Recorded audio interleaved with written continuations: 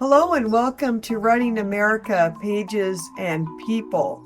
If you're here to learn about an American author and some of their works, then you're in the right place. My name is Rachel Rigolino and I'm an instructor in the English department at the State University of New York at New Paltz.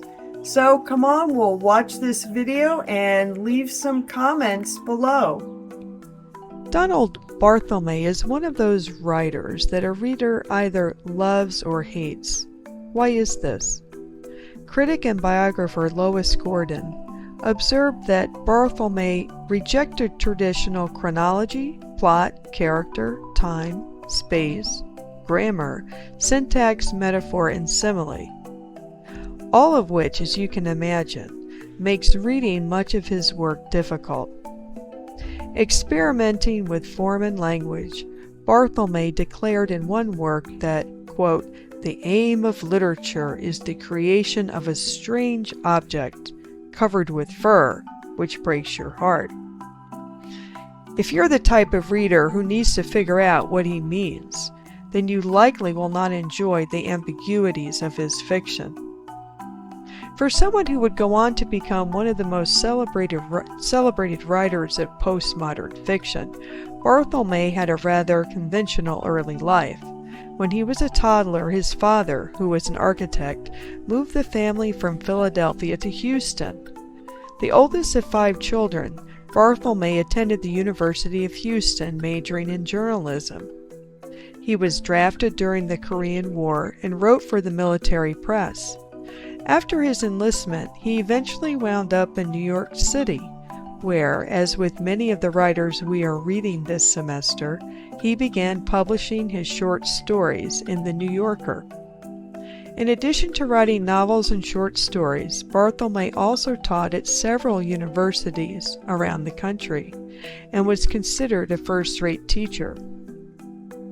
The school is one of Barthelme's most accessible works, and I suspect this is why Joyce Carol Oates included it in the Oxford Book of American Short Fiction. She once said of his work that his stories were, quote, "random, antiseptic, unemotional, disengaged with the world, and ultimately irresponsible." Ouch. What follows is a very brief excerpt from a 1978 interview with Donald Barthelme and Stephen Banker, and I think you'll find this interesting because it talks about humor, which is at the core of much of his writing.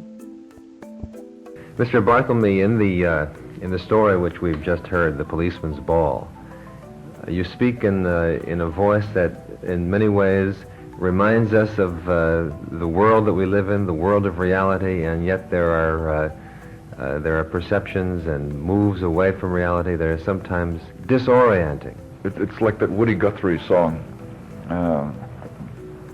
It takes a worried man to sing a worried song. The disorientation is not mine.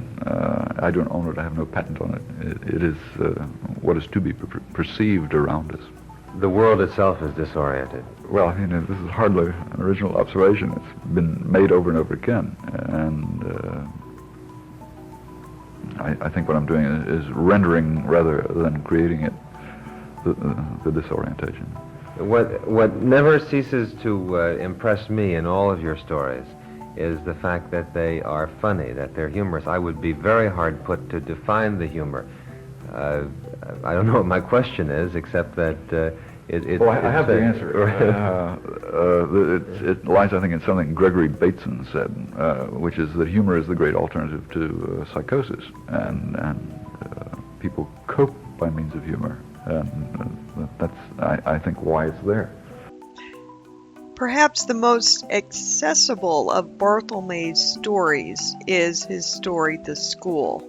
It has a narrator who is a teacher at an elementary school, and he's recounting a series of unsettling events. Even with the ambiguities found in the school, for example, where was the puppy kept?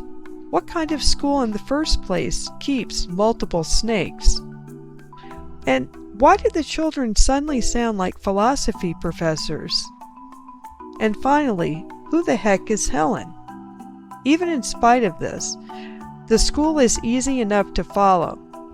Notice, too, how short the piece is. It reads a lot like a monologue. But why in this story is all this death happening? In the best of absurdist traditions, the narrator has no answers for the children. There is no God, no afterlife, in Barthelme's world. There are no certainties.